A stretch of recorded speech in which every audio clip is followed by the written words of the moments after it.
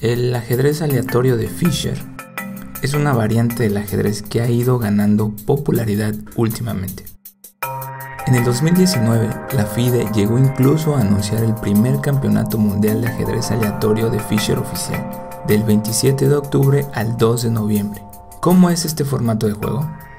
El ajedrez aleatorio de Fischer fue inventado por el que fuese campeón mundial del ajedrez, Bobby Fischer, y se anunció públicamente el 19 de junio de 1996 en Buenos Aires, Argentina. En general, el juego es muy parecido al ajedrez ortodoxo.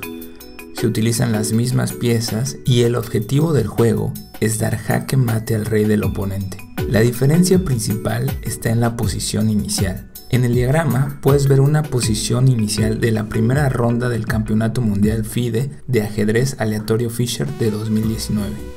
En el ajedrez aleatorio de Fischer, los peones se colocan en la segunda fila como en el ajedrez normal. Todas las otras piezas se colocan de manera aleatoria en la primera fila, pero con las siguientes restricciones. El rey debe colocarse en medio de las dos torres. Los alfiles deben colocarse en casillas de colores opuestos. Y las piezas negras se colocan simétricas a las piezas blancas. Con las restricciones mencionadas se puede crear 960 posiciones iniciales únicas. Por esta razón, a esta variante del ajedrez se le denomina ajedrez 960. En un torneo, la posición inicial suele generarse utilizando un programa informático especial. En ocasiones, a los jugadores se les concede un cierto tiempo antes de la partida para familiarizarse con la estructura elegida y así prepararse para el encuentro inminente. Antes de continuar, debemos recordar algo muy importante. En el enroque corto, el rey queda en la columna G y la torre queda en la columna F. Más adelante veremos que en el ajedrez 960 sucede lo mismo. En el enroque largo, el rey queda en la columna C y la torre queda en la columna D. Y lo mismo sucederá en el ajedrez 960. Pero, ¿cuál era la idea de Fischer cuando creó este nuevo formato?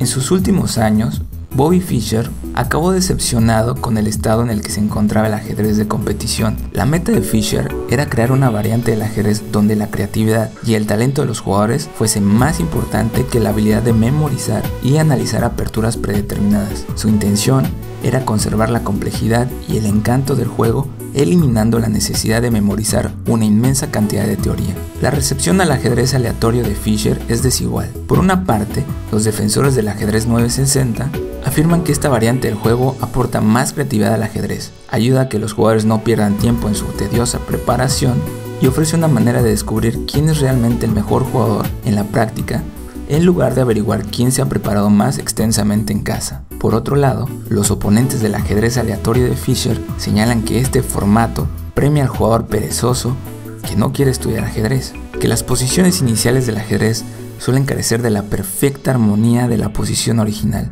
limitando así las posibilidades y haciendo que el juego parezca más forzado y primitivo, que las posibilidades de ganar de las blancas varían enormemente de una posición a otra, y que el ajedrez normal ya es suficientemente complicado en sí para perder el tiempo intentando animar artificialmente el juego introduciendo nuevas normas. Antes del Campeonato Mundial FIDE de ajedrez aleatorio de Fischer, hubieron algunos otros intentos de organizar torneos de este tipo de ajedrez. De 2001 a 2009, los campeonatos de Mainz en Alemania se consideraban generalmente como los campeonatos mundiales no oficiales. En esos tiempos, Peter Svidler era probablemente el mejor jugador de ajedrez 960 del mundo, ganando el campeonato abierto en 2002, los campeonatos de 2003, 2004 y 2005. Independientemente de lo que afirmen los demás, depende solo de ti decidir si prefieres el ajedrez tradicional, el ajedrez aleatorio de Fischer o un poco los dos. En cualquier caso, te recomiendo encarecidamente que pruebes a jugar el ajedrez 960 antes de llegar a una conclusión de si esta variante del ajedrez es divertida